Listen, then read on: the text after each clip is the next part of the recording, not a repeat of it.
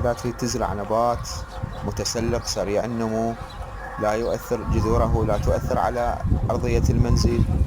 ولا يحتاج عناية كبيرة، وكذلك نبات عطر فواح وكبير وجميل وسريع النمو، فازرع الياسمين الأحمر أو الياسمين الهندي، أو علميا يسمى كوي سيكواليس،